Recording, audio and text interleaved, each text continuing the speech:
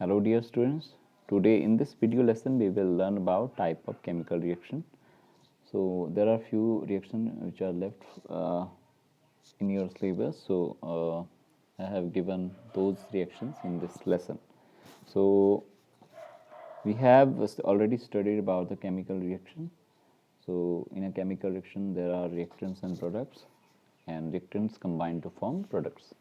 So there are three type of chemical reaction we have discussed. First of all, we have discussed about the combination reaction. After that, we have discussed about the decomposition reaction, and third one we have discussed about the displacement reaction. So next we will learn about the double displacement reaction. It is similar to that of displacement reaction, in which one substance in containing atoms of one substance, they replace another to form new products. So in the same way, in this double displacement reaction, there are two compounds. They react by an exchange of ions to form two new compounds. So those reactions in which two compounds react by an exchange of ions to form two new compounds are called double displacement reactions. So activity here, take about 3 ml of sodium sulfate solution in a test tube. In another test tube, take about 3 milliliter of barium chloride solution. Mix two solution well, as shown in a figure in next slide. So see your observation. So here, when we mix barium chloride solution with sodium sulfate solution, a white precipitate of barium sulfate is formed along with sodium chloride solution. So precipitate will appear on the bottom of this test tube, which are whitish in color, and other compound which is from sodium chloride will appear on the upper surfaces. So after, this is the double example of double displacement reaction in which two compounds displaces each other. So you will observe that white substance which is insoluble in water is formed. This insoluble substance formed is known as precipitate. So precipitates are insoluble, they do not have solubility. So these insoluble substances are called precipitate. Any reaction that produces a precipitate can be called as precipitation reaction. So whatever the reaction will happen in which precipitates are formed, those reactions are called as precipitation reaction. So this is also called precipitation reaction, in which sodium sulfate combines with barium chloride, and they show double displacement, and barium sulfate and sodium chloride is formed. Here in sodium chloride, what is happening? Sodium is displacing barium, and barium is displacing sodium. They are displacing each other to form a compound. So barium combines with sulfate ions to form barium sulfate, and sodium combines with chloride ions to form sodium chloride. Sodium chloride is a common formula of common salt which you eat at your home. So next one, we have fifth reaction, fifth type of reaction, which is oxidation and reduction reaction. So what are oxidation and reduction reaction? Oxidation reaction, the addition of oxygen to a substance is called oxidation. So whatever is the reaction in which there is addition of oxygen is taking place are called as oxidation reaction. The removal of hydrogen from a substance is also called oxidation. For example, if you are taking a compound and you are removing, so if there is a removal of hydrogen is taking place, so that is called as oxidation reaction. On the other hand, there is a reduction reaction. The addition of hydrogen to a substance is called reduction. So this is opposite to the oxidation reaction. As you can see, in the oxidation there is addition of oxygen, and in the reduction there is addition of hydrogen. In case of oxidation, there is removal of hydrogen. Here there is addition of hydrogen. So in case of oxidation, there is addition of oxygen. In case of reduction, there is removal of oxygen. So in case of reduction, there is the addition of hydrogen to a substance is called reduction, or the removal of oxygen from a substance is called reduction. So these are the opposite to each other, oxidation and reduction. So next is oxidizing agent. So the agents which helps in oxidation are called as oxidizing agents. So the substance which gives oxygen for oxidation is called an oxidizing agent. So the substance which gives oxygen, so any substance which is giving oxygen for oxidation is called as oxidizing agent. And one other definition is the substance which removes hydrogen is called an oxidizing agent. So any substance which is helping in removal of hydrogen, that is also called oxidizing agent. So reducing agent, the substance which gives hydrogen for reduction is called an reducing agent. So any substance which is giving hydrogen for reduction is called as reducing agent, and any substance which removes oxygen is called also reducing agent. So any one substance which is helping in the removal of oxygen, that is also called as reducing agent. So they are opposite to each other. In case of oxidizing agent, substance is giving oxygen, and in this reducing agent the substance is giving hydrogen for reduction. So in other one, the substance which removes hydrogen is called as oxidation. In case of reducing agent, the substance which helps in reduction of the substance which removes the oxygen is called as reduction. So next one, the oxidation and reduction reaction, these are also called redox reaction. The name redox, the term red stands for reduction and the term ox stands for oxidation. So basically these are oxidation reduction reaction. So you can see this in redox reaction.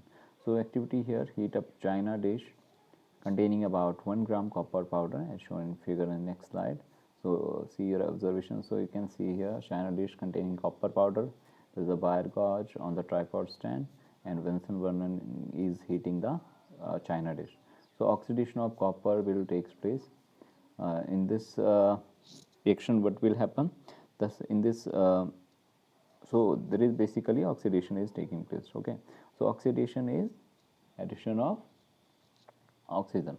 So here the surface of copper powder becomes coated with black copper oxide.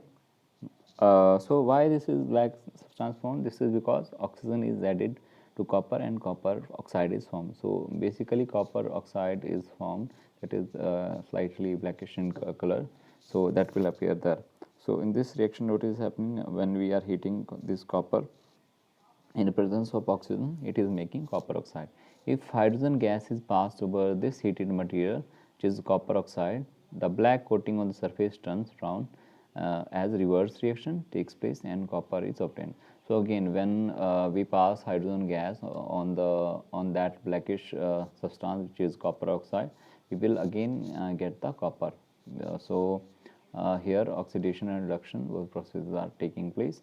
So this is a oxidation, also redox reaction. If a substance loses oxygen during a reaction, it is said to be reduced. So during this reaction, the copper oxide is losing oxygen and is being reduced. The hydrogen is gaining oxygen and is being oxidized. So in this reaction, what is happening? Copper oxide is losing oxygen, like you can see CuO. This is the copper oxide. It is losing oxygen and is being reduced. On the other hand, the hydrogen is gaining oxygen. As you can see, it is forming the water molecule and oxygen taken from the copper oxide. So it is making a water molecule. So this is being oxidized. So on reactants gets oxidized while the other gets reduced during a reaction. Such reactions are called as oxidation reduction reaction or called as redox reactions. So here is an example of you can represent the redox reaction like this, in which there is oxidation half and there is a reduction half. So what is happening here? Copper oxide is combined with hydrogen to form copper and water molecule. So oxidation is taking place. Oxidation is addition of oxygen. As you can see, hydrogen in hydrogen there is the addition of oxygen atom, so it is forming water molecule, which is oxidation. In case of copper, there is the removal of oxygen, that is the reduction is taking place in this reaction. So next, some other example of redox reaction are zinc oxide. When combined or with carbon, it forms zinc and carbon monoxide. So other example is manganese oxide with hydrochloric acid. It forms manganese chloride and water molecules and chlorine. So effects of oxidation reaction in everyday life. Oxidation has damaging effects on metal as well as on food. The damaging effect of oxidation on metal is studied as corrosion. The damaging effect of oxidation on food is studied as rancidity. So these are the two terms here, corrosion and rancidity. So what is corrosion? It is a process in which metals are eaten up gradually by the action of air, moisture, or a chemical on their surface. As you have seen in nearby uh, areas or in your surroundings, you have seen iron metal pieces, iron nails, or iron utensils get a brownish appearance after a few days if you put them in moist areas or in open air, in moist air.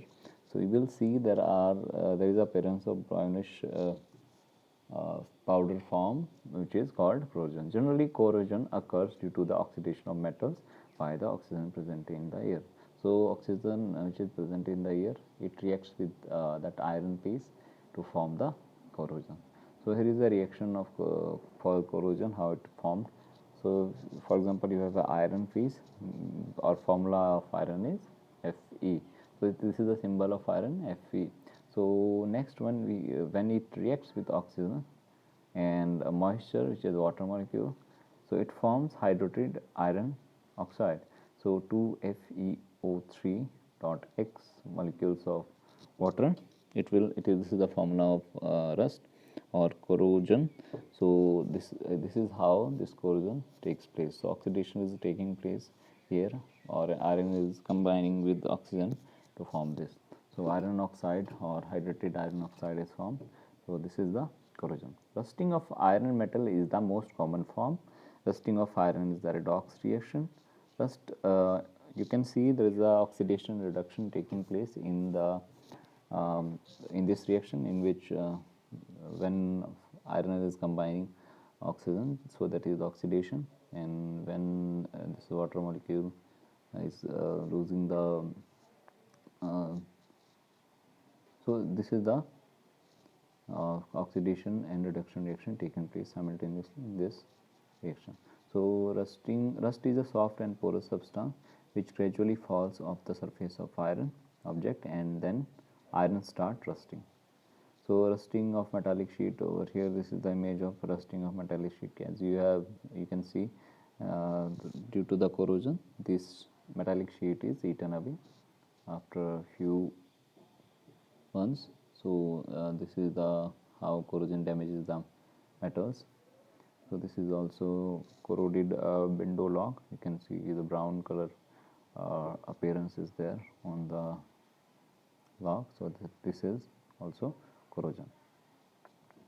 So next term is rancidity.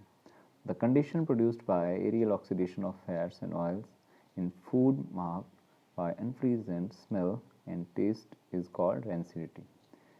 For example, as you have seen, whenever there is something fried at your home and the leftover oil is put into the bowl, so after a few hours or within a day, you can smell that oil. You will feel that that oil is stinking.